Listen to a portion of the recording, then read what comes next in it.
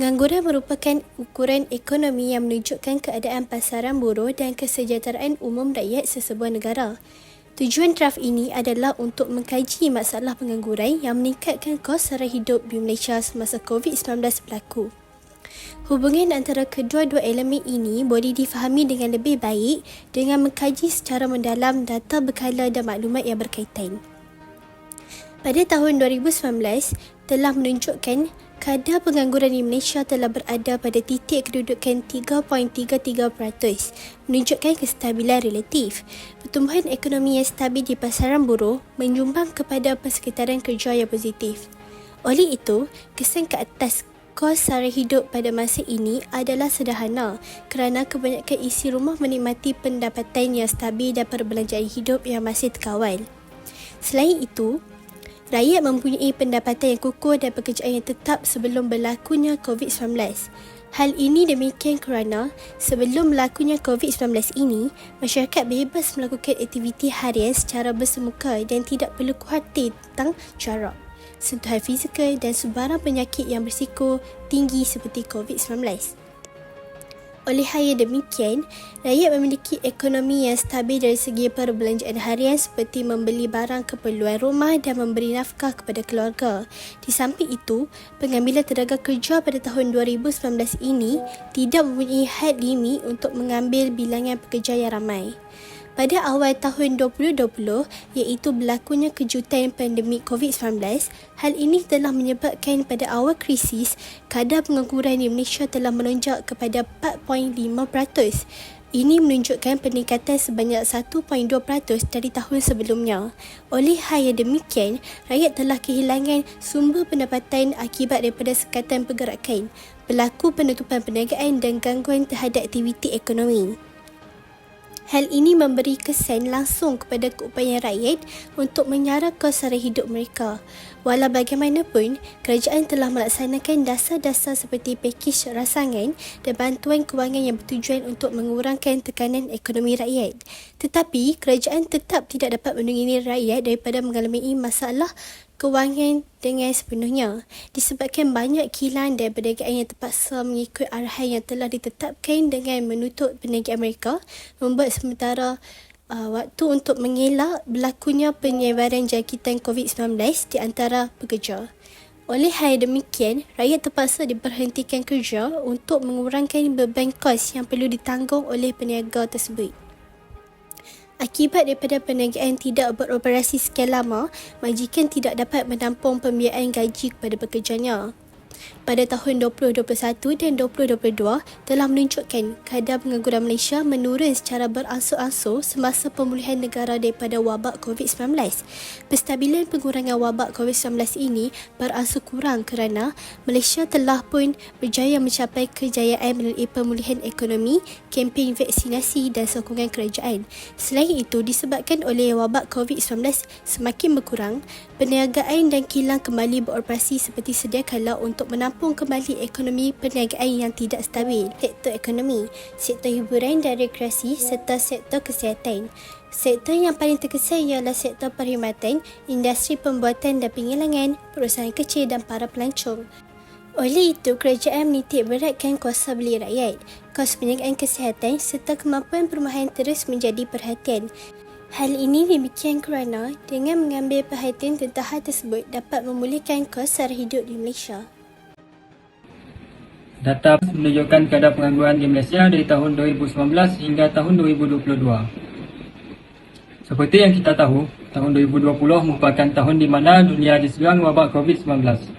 Hal ini sedikit sebanyak telah memberi kesan kepada banyak negara dan tidak terkecuali negara Malaysia. Kadar pengangguran pada tahun 2019 menunjukkan pada kadar yang normal, iaitu 3 banyak syarikat AirAsia yang membuang pekerja dalam jumlah yang besar bagi menampung kos perbelanjaan semasa COVID-19. AirAsia Group Berhad mengesahkan terpaksa melaksanakan pemberhentian pekerjanya buat kali kedua ekoran impak penularan COVID-19. Hal seperti ini yang membuatkan kadar pengangguran dalam negara meningkat. Apabila kadar pengangguran meningkat, para penganggur akan menghadapi kesukaran untuk menampung kos sara hidup yang kian meningkat dan yang paling terkesan ialah golongan yang sudah berkeluarga. Namun, pada tahun 2021 sehingga tahun 2022, iaitu tahun selepas COVID-19, kadar pengangguran semakin menurun. Ekonomi juga semakin pulih dan banyak syarikat telah beroperasi seperti biasa. Walaupun ekonomi belum sembuh secara menyeluruh, namun peluang pekerjaan selepas COVID-19 meningkat dan dapat dilihat kadar pengangguran pada tahun tersebut menurun. Inisiatif daripada kerajaan juga mendorong kepada penurunan kadar pengangguran pada tahun tersebut. Contohnya, insentif penggajian, program pengekalan pekerjaan dan program subsidi upah yang dilaksanakan oleh kerajaan bagi meningkatkan peluang pekerjaan, mengukuhkan pasaran buruh dan seterusnya menyokong pertumbuhan sosioekonomi negara. Kos sara hidup secara amnya meningkat sepanjang pandemik terutamanya pada tahun 2020 dan 2021. Indeks harga pengguna meningkat sebanyak 2.7% pada 2020 dan 3.6% pada 2021. Antara faktor-faktor yang menyumbang kepada kenaikan kos sara hidup adalah harga makanan. Kenaikan harga makanan global dan gangguan rantaian bekalan memberi kesan ketara kepada barangan keperluan seperti daging, sayur-sayuran dan minyak masak. Seterusnya, harga bahan api. Turun naik harga minyak global menyebabkan kenaikan kos bahan api yang kemudiannya menjejaskan pengangkutan dan sektor lain. Selain itu, langkah kerajaan. Dasar kerajaan tertentu seperti pengenalan cukai jualan ke atas beberapa barangan turut menyumbang kepada kenaikan harga. Kesan kepada isi rumah berpendapatan rendah B40 menjadikan kenaikan kos sara hidup amat mencabar bagi isi rumah berpendapatan rendah yang bergelut untuk membeli keperluan asas. Kehilangan pendapatan akibat kehilangan pekerjaan dan pengurangan waktu bekerja memburukkan lagi kos sara hidup mereka. Isi rumah berpendapatan sederhana M40 kurang terjejas teruk berbanding keluarga berpendapatan rendah. Namun, isi rumah berpendapatan sederhana juga menghadapi tekanan pada belanjawan mereka disebabkan peningkatan kos. Beberapa sektor juga seperti pelancongan dan perhotelan terjejas teruk oleh pandemik yang membawa kepada rakyat kehilangan pekerjaan dan pengurangan upah bagi pekerja di sektor tersebut. Sehubungan dengan itu, kerajaan Malaysia melaksanakan pelbagai langkah untuk mengurangkan kesan kenaikan kos sara hidup, termasuk bantuan kewangan yang disasarkan. Kerajaan juga menyediakan inisiatif KWSP seperti Air Lestari dan Sinar. Ini mencerminkan kesukaran rakyat. Dengan jumlah 93.2% ahli KWSP yang mengeluarkan wang pendapatan kurang RM4,000. Pengeluaran KWSP ini digunakan untuk perbelanjaan harian, pembayaran hutang dan pendidikan anak ketika pandemik. Selain itu, kerajaan juga mengawal harga ke atas beberapa barangan keperluan dan subsidi untuk bahan api dan utiliti.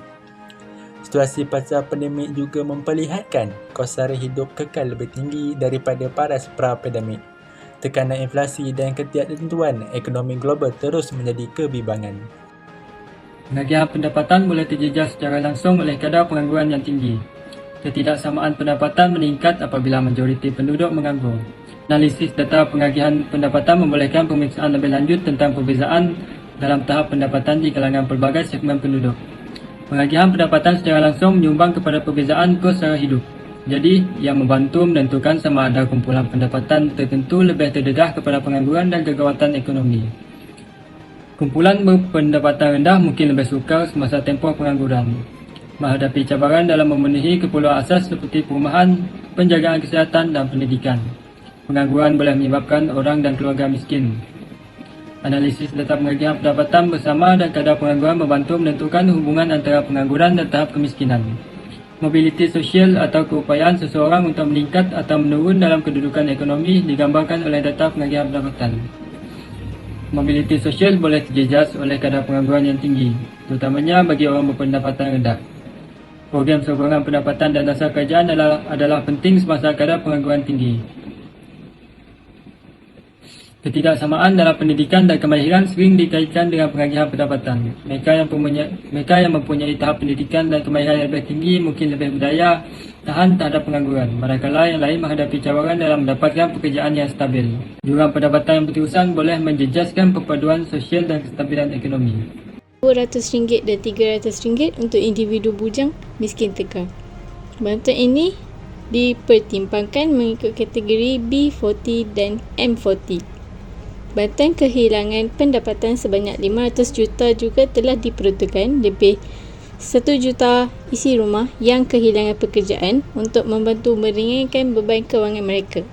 Selain itu, kerajaan juga merangka dasar peningkatan latihan dan pendidikan bagi pekerja yang kehilangan pekerjaan semasa COVID-19. Khusus dalam talian digalakkan untuk memperkukuhkan kemahiran penganggur.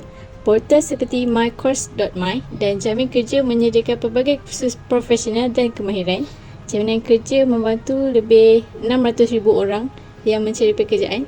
Peningkatan latihan ini dapat memperkukuhkan kemahiran dan mengurangkan kadar pengangguran. Kerajaan juga melancarkan program subsidi upah 4.0 untuk membantu PKS semasa COVID-19. Program ini menjangkakan bantuan sebanyak RM600 kepada lebih 2.5 juta pekerja selama 4 bulan. Kerajaan menyokong PKS dan usahawan mikro dengan bantuan dana khas sebanyak 4.5 bilion melalui pakej rangsangan ekonomi prihatin rakyat. Awak tahu tak tentang dasar yang dilakukan oleh kerajaan semasa COVID-19? Ya, saya tahu. Pada pendapat awak, bantuan ini membantu tak rakyat yang kehilangan kerja dan membantu tak dari segi sumber pendapatan yang terkesan dari COVID-19? Pada pendapat saya, dasar yang dilakukan oleh kerajaan ni dapat membantu sebab masa COVID-19 pun saya terkesan juga sebab saya kehilangan kerja. Masa tu saya punya majikan tak dapat nak teruskan perniagaan dia sebab tak mampu. Jadi masa tu saya dapat bantuan kewangan isi rumah. Dengan bantuan kewangan isi rumah ni, saya dapat membeli barang keperluan kepada keluarga saya dan dapat mengurangkan beban saya yang disebabkan kos sara hidup yang semakin meningkat. Inisiatif ini membantu mengurangkan beban majikan dan mencegah pengangguran, memastikan kestabilan sumber pendapatan dan mengurangkan kos sara hidup. Semua ini bertujuan untuk membantu rakyat yang terkesan seperti kehilangan pekerja bagi mengatasi peningkatan kos sara hidup. Pendapat dan cadangan. Isu kadar pengangguran yang telah meningkatkan kos sara hidup kini amat membimbangkan. Walaupun pada tahun kini iaitu 2024, Perintah Kawalan Pergerakan tidak lagi diteruskan meskipun COVID-19 masih lagi berlegar dan sehingga sekarang kes COVID terus meningkat dan menyebabkan rakyat makin risau dan susah hati terhadap perkara yang tidak dijangka pada masa hadapan. Jadi, beberapa cadangan dan pendapat seharusnya dititik beratkan dan dilihat semula bagi mengelak perkara-perkara yang tidak diingin berlaku dan sebagai persediaan awal, sebagai contohnya dibuang kerja atau menganggur justru menyebabkan tiada pendapatan bulanan. Hai, awak tahu tak tentang isu pengangguran semasa COVID-19 yang menyebabkan kos sara hidup meningkat? Ya, saya tahu. Okey, sebagai seorang pelajar, apa pendapat dan cadangan awak tentang isu ini? Okey, sebagai seorang pelajar, pendapat saya adalah isunya membimbangkan sebab di manakah saya berada apabila saya habis belajar nanti dan isunya akan menyebabkan kesan terhadap mental dan fizikal seseorang itu. Dan seterusnya cadangan saya adalah untuk pihak kerajaan membuat langkah awal bagi menangani isu ini dengan memberikan latihan dan pendidikan terhadap seseorang itu bagi meningkatkan kebolehpasaran dia. Itu sahaja daripada saya. Terima kasih. Pendapat yang pertama mengatakan bahawa isu ini akan meninggalkan kesan ke atas pendapatan isi rumah. Pengangguran adalah penyebab kepada penurunnya pendapatan isi rumah. Oleh itu, ia merupakan cabaran besar untuk menampung pembelanjaan sara hidup terutamanya kepada mereka yang sudah berkahwin dan sudah berkeluarga. Sejurus memerlukan wang yang banyak untuk membayar komitmen yang lain dan menampung pembelanjaan persekolahan anak-anak mereka. Pendapat yang kedua iaitu pengangguran ini akan mengurangkan pembelanjaan pengguna. Seperti yang diperkatakan di atas, selain kadar pengangguran yang merisaukan, harga barang yang terus meningkat juga merupakan faktor terbesar kepada pengurangan perbelanjaan pengguna. Ini kerana pengguna takut untuk membeli dan lebih memilih untuk berjimat dengan melihat perbandingan harga sekarang, malah lebih memilih untuk membayar dan membeli keperluan sahaja. Seterusnya, ini akan memberikan impak negatif kepada peniaga-peniaga di luar sana jika pengguna lebih memilih untuk berjimat atas faktor tertentu. Selain itu, penurunan permintaan ini juga boleh membawa kepada kegawatan ekonomi. Pendapat yang seterusnya adalah ketidaksamaan sosial dan ekonomi. Isu ini akan memburukkan lagi ketidaksamaan sosial dan ekonomi. Ini kerana ia dapat mewujudkan jurang dalam akses kepada perkhidmatan dan peluang penting kepada ekonomi kini. Pendapat yang terakhir ialah Isu ini dapat memberikan kesan terhadap mental dan fizikal jika rakyat terus terbeban dengan kos sara hidup yang tinggi dan tidak mampu untuk membayar pembelanjaan semasa dek kerana isu pengangguran dapat menyebabkan kesan yang tidak baik terutamanya kepada mental dan fizikal. Sebagai contoh, dapat meningkatkan tekanan dan stres kepada golongan yang terkesan dalam menjalani kehidupan seharian. Beralih pula kepada bahagian cadangan. Cadangan yang pertama ialah dengan membuat pelaburan dalam pendidikan dan latihan. Seharusnya, kuasa besar seperti kerajaan dan pihak bertanggungjawab harus menabur dalam program pendidikan dan latihan. Bukan hanya kerajaan sahaja, sektor perniagaan juga seharusnya melabur dalam program dari segi pendidikan dan latihan bagi setiap individu. Ini kerana melalui program-program berfaedah seperti itu dapat meningkatkan kebolehpasaran seseorang individu dan mengurangkan kadar pengangguran yang terdapat di negara kita. Cadangan yang kedua yang dapat dinyatakan adalah dengan mewujudkan jaringan keselamatan sosial. Jelaslah bahawa dengan cara itu, ia dapat memperkukuhkan lagi jaringan keselamatan sosial. Antaranya, termasuk dengan memberikan program bantuan seperti bantuan dalam bentuk kewangan kepada mereka yang terjejas akibat pengangguran. Selanjutnya ialah dengan melakukan inisiatif penciptaan pekerjaan. Dengan berbuat demikian, ia dapat menggalakkan penciptaan pekerjaan terutamanya dalam sektor yang berpotensi seperti perniagaan besar. Justru dapat membantu mengurangkan pengangguran dan meningkatkan aktiviti ekonomi di negara kita. Berikut merupakan cadangan yang terakhir iaitu dengan memberikan dorongan kepada keusahawanan di luar sana. Kebelakangan ini, ramai penganggur yang telah dibuang kerja akibat COVID tahun lalu telah melakukan inisiatif lain bagi menyara kehidupan seharian dengan membuka perniagaan kecil. Orang awam dan pihak berkuasa seharusnya menyokong usahawan dan perniagaan kecil yang terdapat di negara kita. Sekaligus, ia dapat mewujudkan peluang pekerjaan baharu dan mempergayahkan ekonomi. Kerajaan juga boleh memberikan sumbangan kepada peniaga-peniaga di luar, terutamanya yang baru berjinak dengan sektor perniagaan melalui inisiatif kewangan dan program bimbingan sebagai langkah bagi menawar isu kadar pengangguran yang terdapat di negara kita.